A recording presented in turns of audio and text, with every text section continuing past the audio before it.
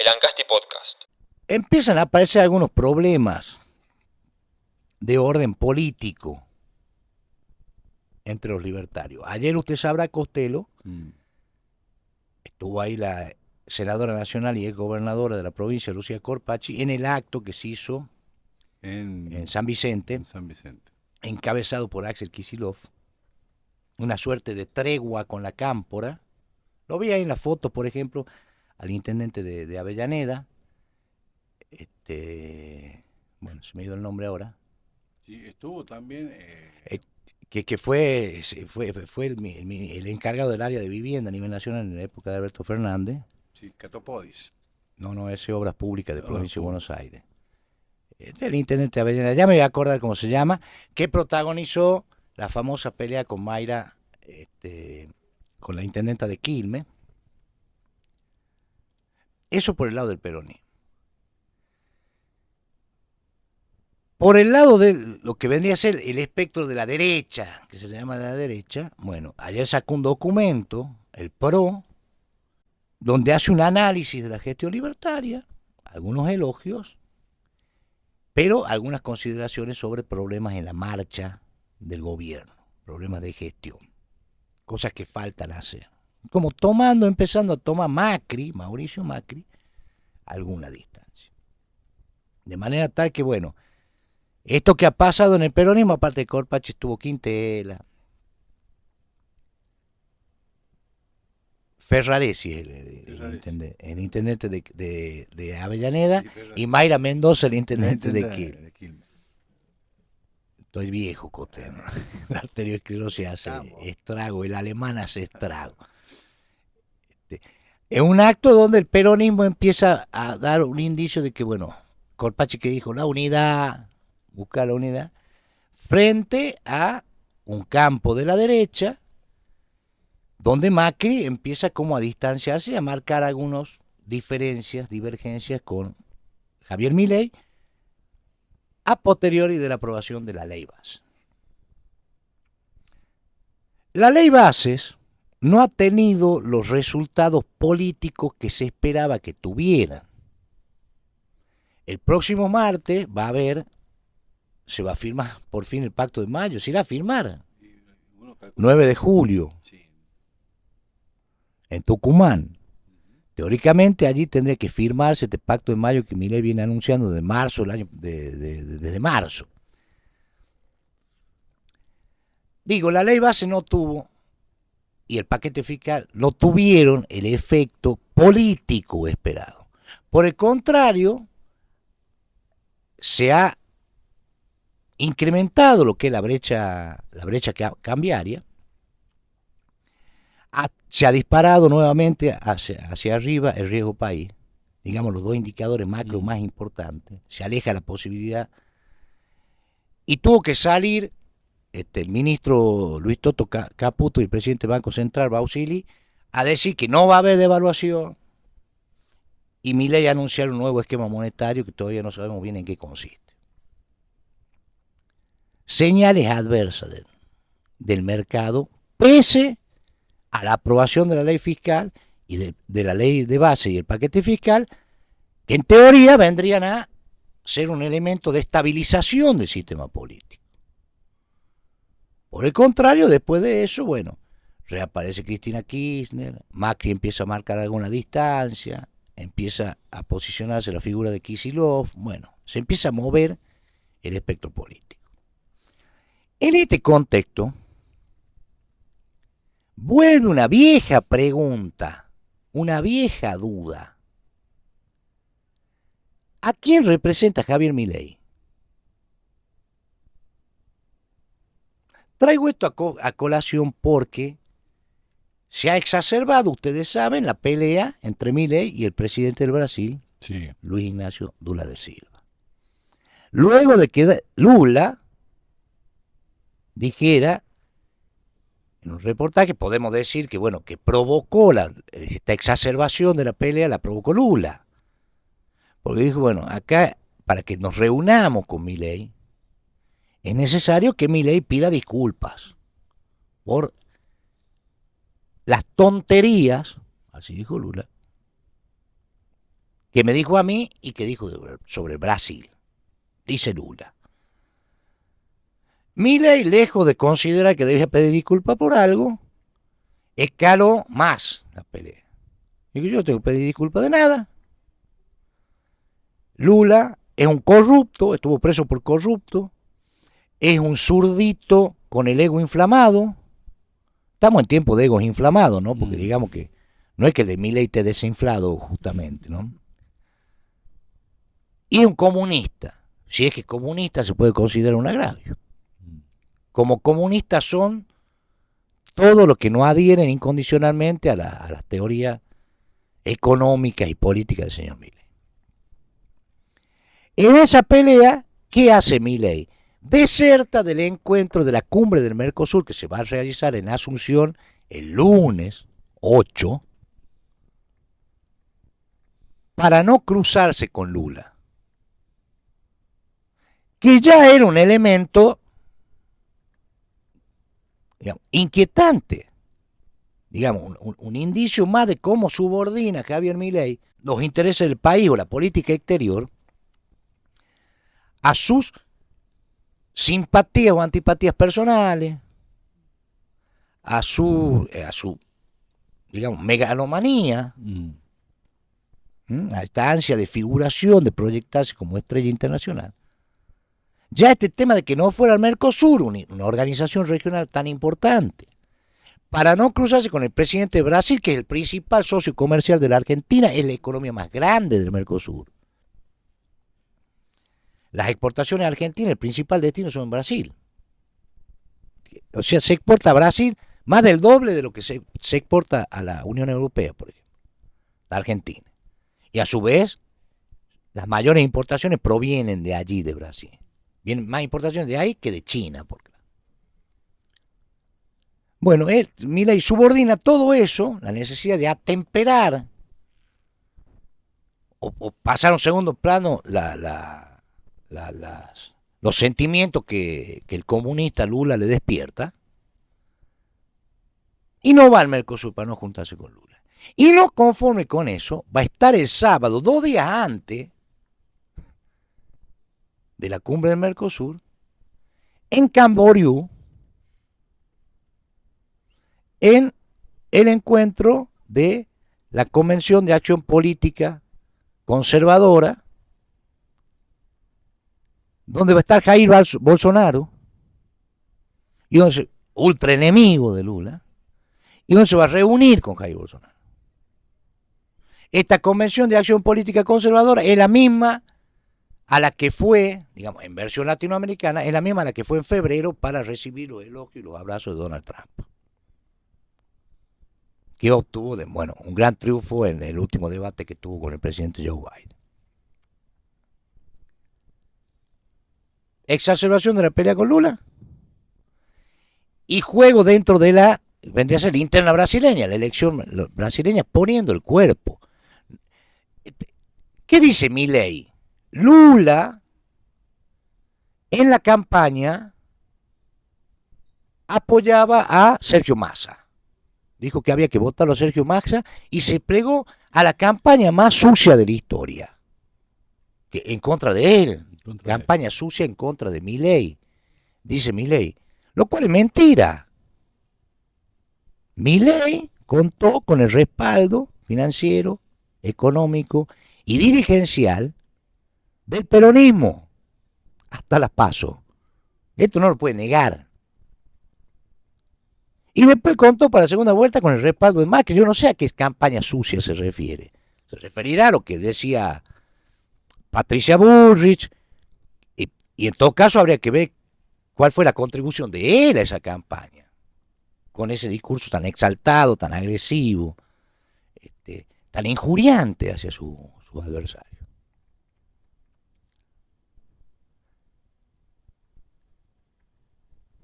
Peleó con Brasil, el principal socio de Argentina, con el presidente de Brasil.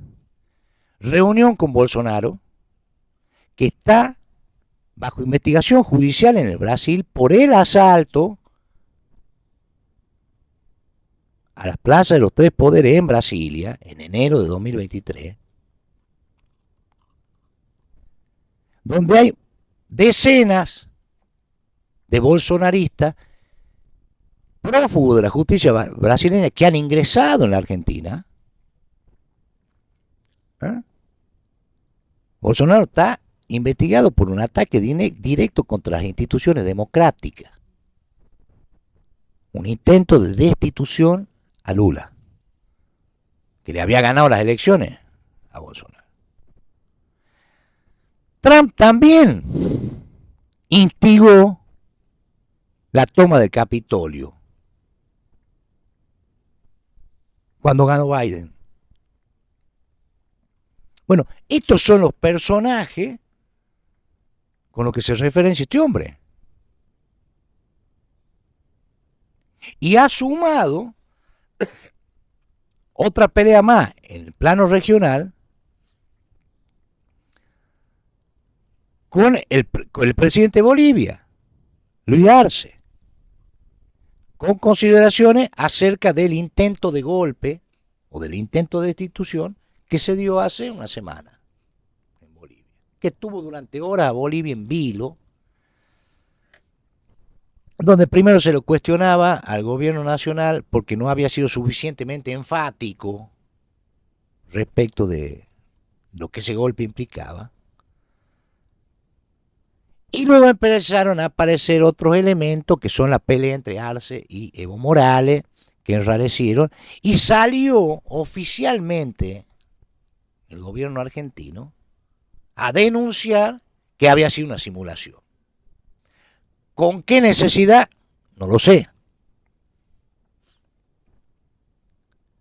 Tal vez podría haberse quedado con la declaración tan poco enfática anterior y no decir nada más.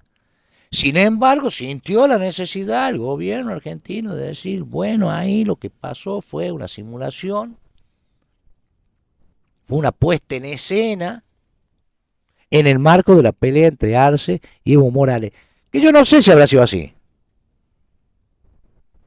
Pero llama la atención el pronunciamiento institucional de la Argentina respecto de ese incidente, de la política interna boliviana,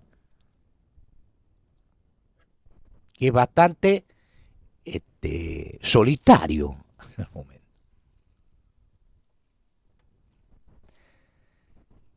De manera tal que con esto que pasó en estos últimos 15 días, Lula, Bolivia, respaldo a Bolsonaro cada vez más explícito,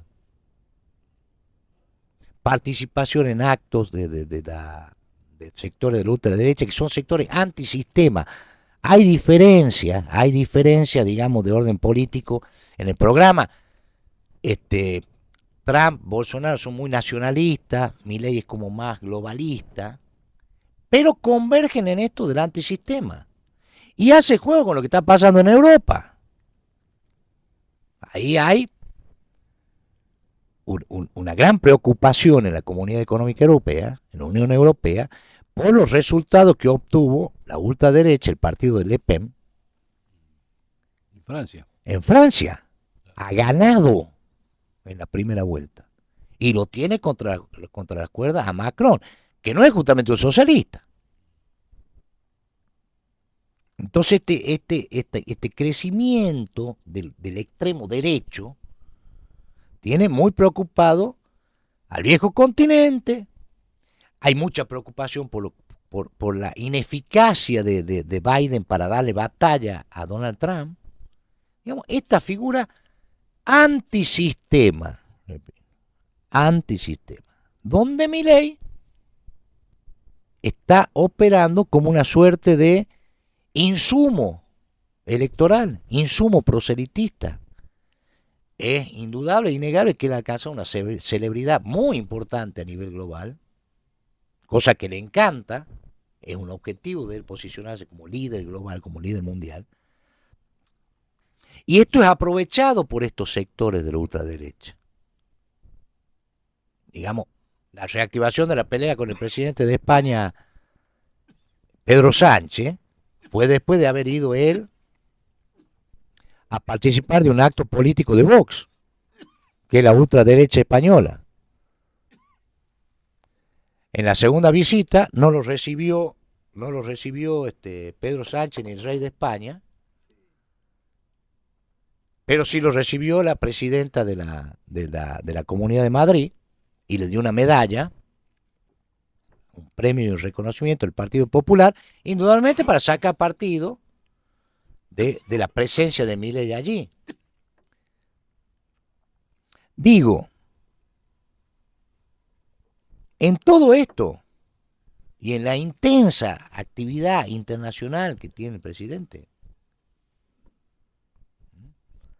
¿cuáles son los beneficios que ha obtenido la Argentina como Estado, Ninguno. como país? Creo yo, ninguno. Hasta el momento no se ve ninguno. Por el contrario, vemos la reacción posterior a la ley base, es más bien de los mercados adversa, es más bien de desconfianza, de cautela, como que acá falta mucho por andar. Hay como una malversación institucional, una malversación que hace Milei del rol presidencial, que lo está utilizando para alimentar su ambición de afianzarse como líder internacional en detrimento de lo que son los intereses de la Argentina. En su última incursión europea estuvo en Alemania y tuvo una reunión muy circunscripta a lo formal con él, con el canciller Olaf Scholz de Alemania, que es socialdemócrata, en un país que tiene mucho interés en la Argentina, que tiene mucho interés, por ejemplo, en invertir, como que es lo que están necesitando. Mire, para eso ha hecho, por ejemplo, el régimen de incentivo a las grandes inversiones. Y sin embargo, esa reunión se circunscribió más a lo formal, digamos que, para no hacerle un desprecio, y la información que hay es que porque Milei no quiso, no porque los alemanes no quisiéramos como suponíamos, sino que Milei no aceptó. Entonces cabe preguntarse qué rol cumple o qué rol pretende cumplir Milei. Él es un representante del país ante el mundo, para que el país se inserte en el mundo, o es un ariete, al mismo tiempo que un insumo electoral de estas facciones antisistema, que está jugando un partido que habría que ver qué opina el electorado argentino de esa función. Ya sabemos que él tiene el respaldo, que ha logrado desacelerar la inflación, que todavía hay en el electorado, en la sociedad argentina, un altísimo grado de consistencia de su figura, de su nivel de imagen, y de confianza en lo que puede alumbrar este programa, que por lo pronto está provocando una verdadera masacre en términos sociales. Las proyecciones para la medición de pobreza del INDEC es superior al 55%. Superior al 55%, con una muy pronunciada caída de la actividad económica y una recesión que no tiene visos de terminar. Ruido ya, porque Milei está interviniendo o tiró algunos dardos hacia la interna del FMI, cuestionándolo nada menos que al director para el hemisferio occidental, pidiendo que se lo aparte de las negociaciones con la Argentina. Bueno, ¿cuál es el papel que está cumpliendo Milei? Ya tiene la ley base, ya está el paquete fiscal. Bueno, conviene preguntarse tal vez cuál es la pretensión. O si la Argentina, o cuál es la conveniencia de la Argentina de meterse en este escenario tan convulsionado globalmente, para apoyarlo a Trump, para apoyarlo a Bolsonaro, para apoyarlo a Vox, para apoyar el antisistema. Con un agregado. Convendría,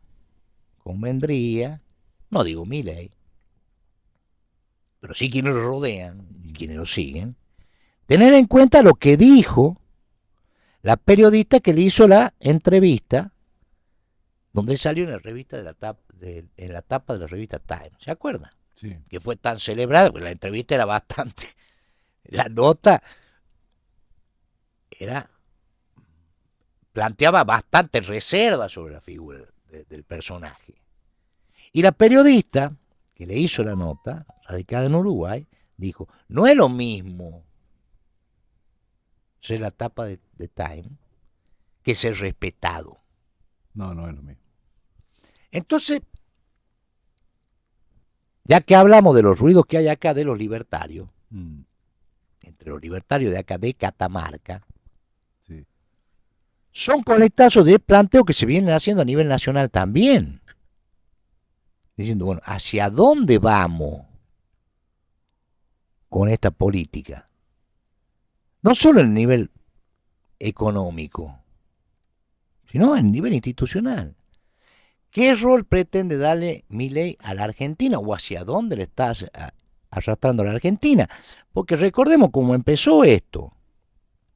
Él ganó la elección y se fue a ver la tumba del rabino del sector más ortodoxo y más ultraconservador de los hasídicos, de los judíos. Sí. Y después recibió el premio como embajador de la luz. Y después se fue a España, después se fue a ver a Donald Trump, y después a Elon Musk y a Zuckerberg, que le fascinan todas esas figuras empresariales. Y después se fue a España a participar de la campaña de Vox. Y ahora interviene muy directamente, poniendo el cuerpo, en Brasil, donde no se reúne con el presidente, sino que se reúne con el ultra archienemigo del presidente Lula, Jair Bolsonaro, que fue el que vino a su asunción.